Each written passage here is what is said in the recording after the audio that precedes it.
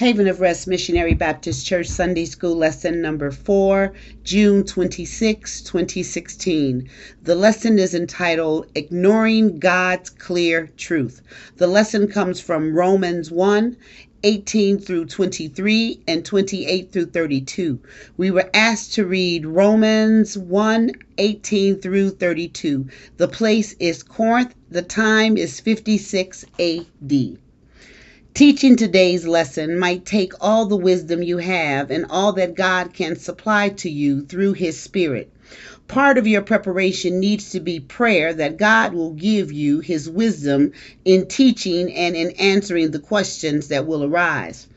Understand that Satan hates everything God is and has commanded of people. Satan's attitude reflects itself in mankind's rejection of God's truth. For instance, God has revealed Himself as mankind's creator. Therefore, any supposed scientific theory that contradicts this truth will be seen as fact. God has also given mankind specific direction regarding love and marriage. From the beginning, He commanded that a man should leave his father and his mother and cleave unto his wife. Genesis 2:24. People have tried to change this ever since. They want open marriage, multiple marriages, free love, and anything that negates the one flesh principle. We will see how these attempts of mankind to oppose God's truth is evident in our text. Today's aim, facts. To see what truth God has revealed and the ways in which mankind opposes it.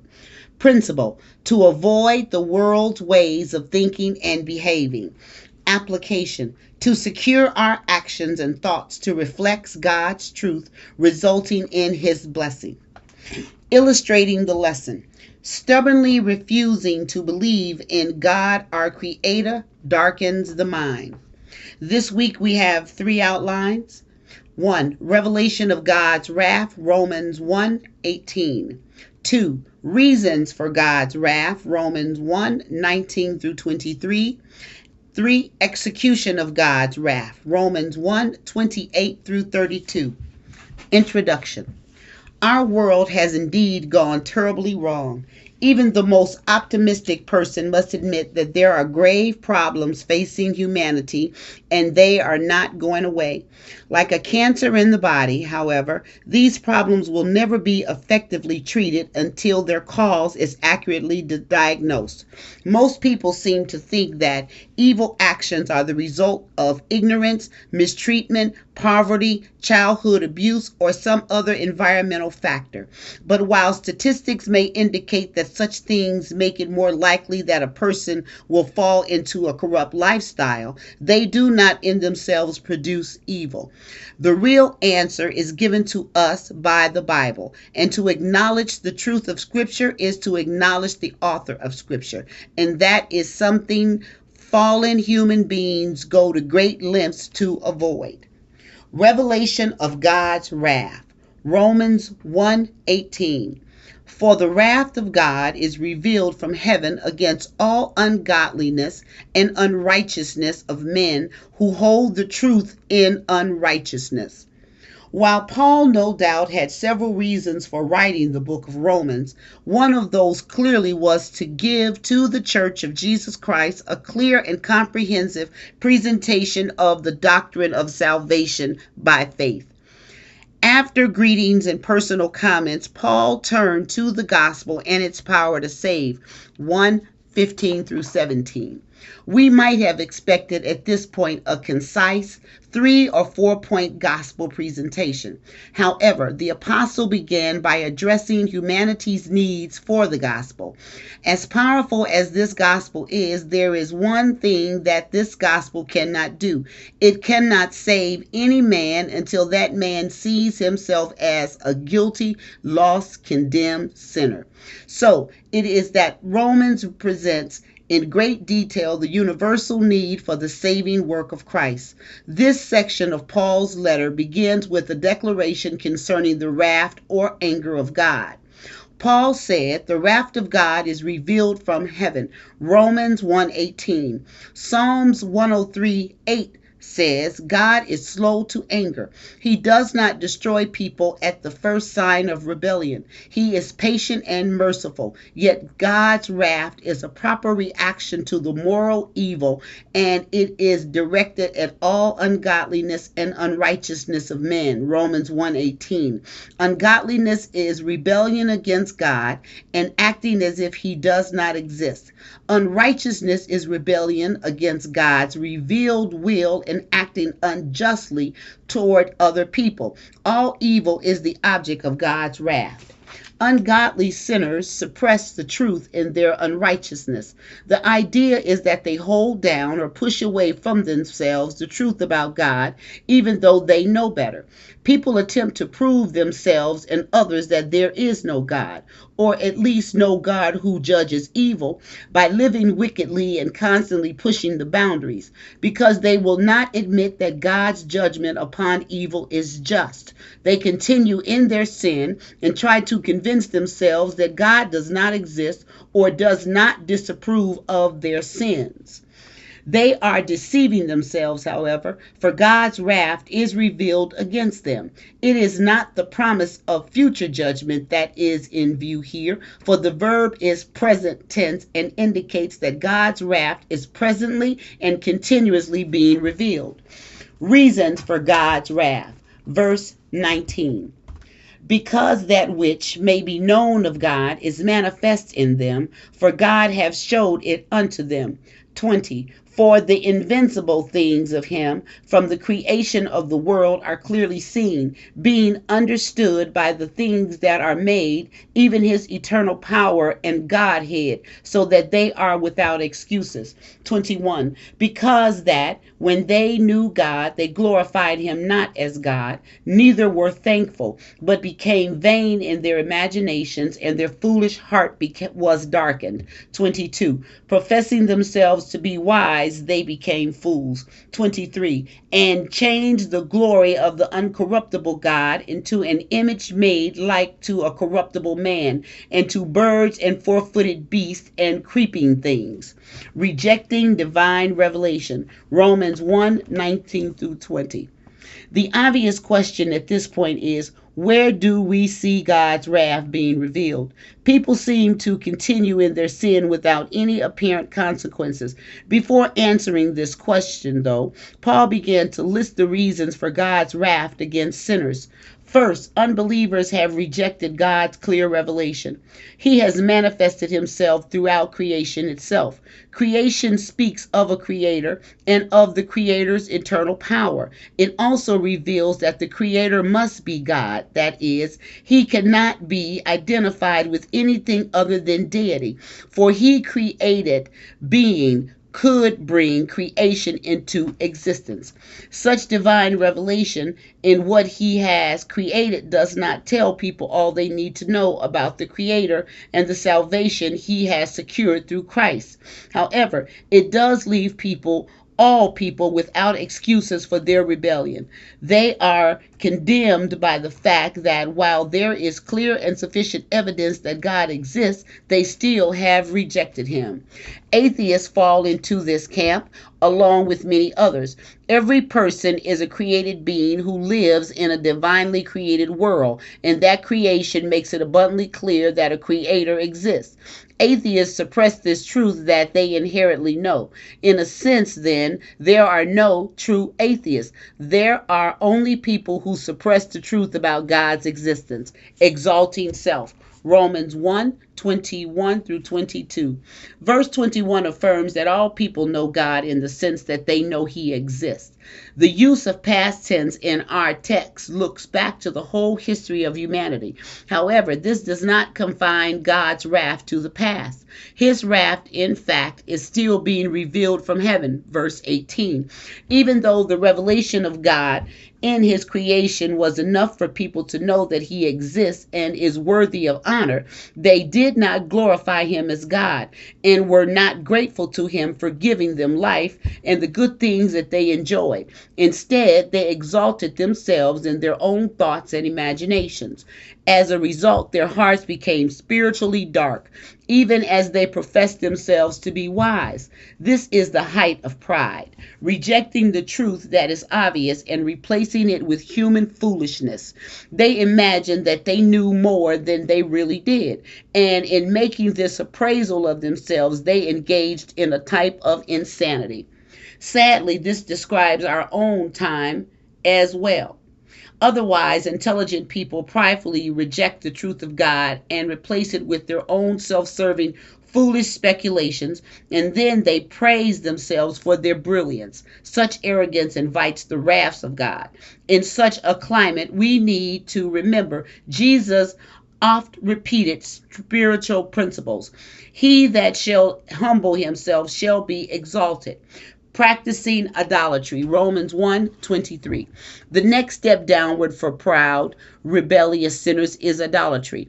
Paul spoke of people who foolishly changed the glory of the uncorruptible God into an image made like corruptible creatures, including a man. The eternal immoral creature was replaced with mere creatures who received the worship only he deserves. Idolatry is the epitome of utter foolishness, as Isaiah and other prophets showed. Yet, when people reject God, they naturally replace him with literal images, as in idolatry, or with man made ideas, or even with self worship.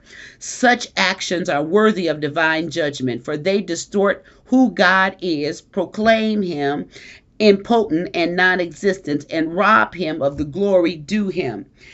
Execution of God's wrath. Verse 28. And even as they did not like to retain God in their knowledge, God gave them over to a reprobated mind to do those things which are not convenient. 29. Being filled with all unrighteousness, fornication, wickedness, covetousness, maliciousness, full of envy, murder, debate, deceit, malignity, whisperers. 30. Backbiters, haters of God, despiteful, proud, boasters, inventors of evil things, disobedient to parents. 31. Without understanding, covenant breakers, without natural affliction, implacable, unmerciful. 32. Who, knowing the judgment of God, that they which commit such things are worthy of death, not only do the same, but have pleasure in them that do them, through depraved minds, Romans 1:28. Having established that the ungodly are worthy of judgment, Paul turned to the execution of God's wrath. When we think of the wrath and judgment of God, we often think of God's destruction of Sodom and Gomorrah. Genesis 19. Elijah's calling down fire from heaven to destroy 102 men. 2 Kings 1 through 12. Or some other impressive supernatural act of judgment. However, such obvious divine expressions of God's wrath are relatively rare in the Old Testament, even more so in the New. God's wrath, however, is being revealed in what we might think is a very strange way. Beginning in Romans 1:24, the Apostle Paul set forth the consequences of man's rejection of God. He said, God gave them up to uncleanliness. God gave them up unto foul affections, and God gave them over to reprobated minds. This giving over was and is an active expression of God's wrath. He released them from restraint and allows them to sin more often and more wickedly. The irony is that this increased freedom to sin without restraint or earthly consequences is itself God's judgment. Exactly how this constitutes God's judgment is not immediately explained, though it will be made clear later. Those who did not even desire to entertain the thought of God in their minds were given their desire.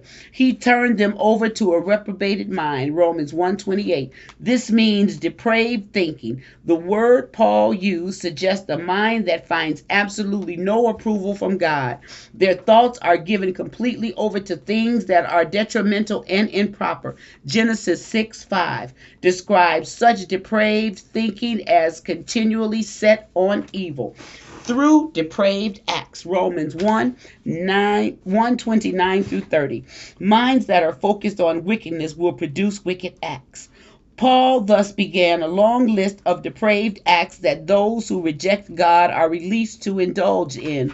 Unrighteousness was mentioned earlier, is a general term for evil deeds. Fornication refers to various sexual sins. Wickedness, covetousness, and maliciousness are also common terms for evil behavior.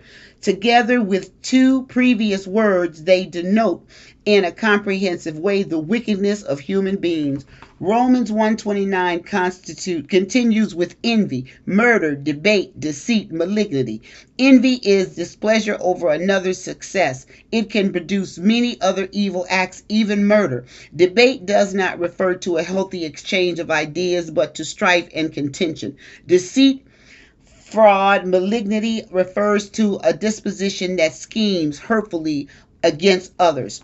Whisperers, gossips, in Romans 1:29 is closely linked with backbiters in verse 30. Both terms describe those who attack others' reputations in their abstinence. Haters of God stresses the depths of their sin and that which is central to all their depravity. The next three terms, despiteful, proud, boasters, all speak of human arrogance that elevates self while discarding others. Continuing in Romans 1:30, inventors of evil suggest that the wicked are not satisfied with the same old sins but are creative in inventing new evils to practice. Finally, disobedient to parents reminds us of God-given commandment that children should honor their parents, even though sacred duty is ignored by those who reject the Creator.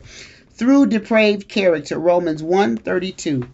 In Greek, the character flaws in this verse are stated negatively. Depraved sinners are foolish or without understanding. Covenant breakers in Greek sounds almost identical to without understanding. It refers to those whose promises mean nothing. Since they reject God, they have no sanctified conscience to hold them accountable. These people also lack natural affection. This applies specifically to family relationships. Incapable means to be unwilling to come to agreement with others. Finally, unmerciful is a lack of compassion for those in need. This long list of evils reminds us what human beings, apart from God, are capable of. Not every person will practice all these sins, of course, but the person who willfully rejects the clear revelation of God and refuses to acknowledge Him is capable of every one of these sins and, in fact, has been released to practice them. Through depraved intentions, Romans 1:32. The people who practice the sins on this list do so fully knowing that God disapproves of them and that they are worthy of death. Yet the depth of their depravity is on full display. They not only commit these sins, but they also applaud and take pleasure in those who follow them in their evil. Why is our world in this shape it is in? People have turned their backs on God, and He has justly turned them over to their depravity. How does this reveal God's righteous wrath? There is certainly a sense in which descending ever further into sin has its own punishment. Those who cannot control their appetite for sin are dragged down into a miserable, ruined life. Yet Romans 2:5 tells us the ultimate consequences of God's wrath. Freed from God's restraints, people go further and further into sin, and in so doing, they are storing up for themselves greater judgment in the day of wrath. There are degrees of punishment in hell, and the more people sin, the greater the wrath of God they will experience when they stand before Him to be judged at the last day. This is the real horror of God's wrath, that He allows sinners to accumulate more and more punishment for themselves in eternity. Let us not think anyone is escaping God's judgment. Even now, His wrath is being revealed against all ungodliness. A day is coming when His wrath will be fully revealed. There will be no excuses or complaints then, for God will give every person what he or she has chosen and what he or she deserves. God is not mocked. He is a righteous, just God. In a world of sin and chaos, we know that He is still in control and still at work. Thanks to His grace, and there is a way to escape His wrath, and that is through the one He Himself sent into the world as our Savior. Romans 5:9. Questions. 1. What was Paul making in regard to the gospel? 2. What does it mean that the ungodly hold the truth in unrighteousness? Romans 1:18. 3. What revelation of God is available to every person? What does it tell people about God? 4. How have sinners responded to God's revelation? 5. What do people turn to when they reject God? 6. In what way is God's wrath being revealed against the ungodly? 7. What irony is seen in the expression of God's wrath? 8. To what does a depraved mind lead? 9. What sins characterize the ungodly's depravity?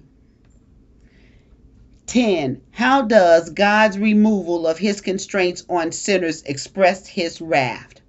This concludes the Sunday School lesson for Sunday, June 26, 2016. Thank you for listening. God bless.